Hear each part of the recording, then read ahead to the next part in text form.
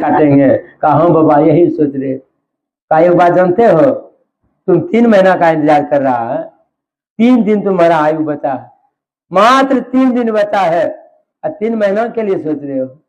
कपड़िया का होश से उड़ गया, कपड़िया का होश उड़ गया। हम सोच रहे हैं 3 महीना का इंतजार, आज 3 दिन आयु है। कपड़िया तुरंत क्या किया, कपड़िया ने कपड़ा उठा करके गरीबों में जाकर के बांट दिया। जीवन में मैंने कभी दान पुण्य नहीं किया, नहीं कभी भूखा को मैंने भोजन कराया, क्या लेकर के जाना है, जाकर उठा करके दान कर दिया।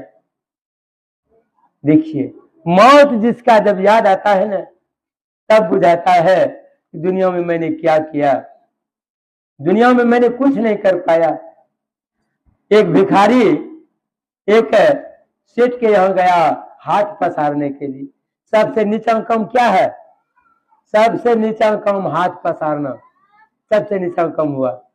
हाथ पसार कर कहा सेठ जी मुझे कुछ दान पुण्य कीजिए। सेठ ने धक्का मार करके भिखारी को भगा दिया। भिखारी जाकर के बाहर में हंसता है। सेठ जी ने कहा मंत्री से, सिपाही से, अरे जाओ भिखारी पकड़ करके ला। तो हंसता है, देखते हैं। पकड़ करके लाया और कहा रे तुमको तो मैंने कुछ दिया नहीं, फिर भी तुम हंसता है। कहा बाबा सेठ जी हम हंसा यार, इससे आपको क्या मतलब है। कहने ने बता कुछ कारण है। कहा सेठ जी सुन लीजिए, मैं जीवन में कभी दान पुण्य नहीं किया। जो जीवन में कभी दान पुण्य नहीं करता है अगला जन्म में भिखारी बनता है, अगला जन्म में भिखारी बनता है। मैंने कभी दान पुण्य नहीं किया, इस जन्म में मैं भिखारी बना हूं। हे सेठ जी आप भी दान पुण्य नहीं किए हैं, आप भी अगला जन्म में भिखारी बनिएगा। अभी एक आदमी है, अगला जन्म में 2 आदमी हो जाएंगे, हम कोई आप। इसीलिए हम खुश हैं 2 आदमी कम से कम हो जाएंगे।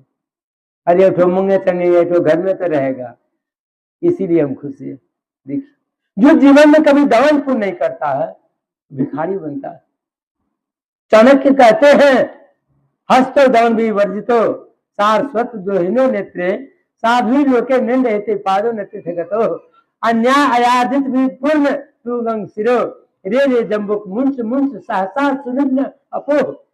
जिन्होंने जीवन में कभी आंख से साधु का दर्शन नहीं किया, जिन्होंने जीवन में कभी साधु को दान नहीं किया इस हाथ से, जो जीवन में कभी पैर से चल करके सत्संग में नहीं गया, कहा तुम्हारा मनुष्य शरीर में जन्म लेना बेकार है, बेकार मनुष्य शरीर मिला है।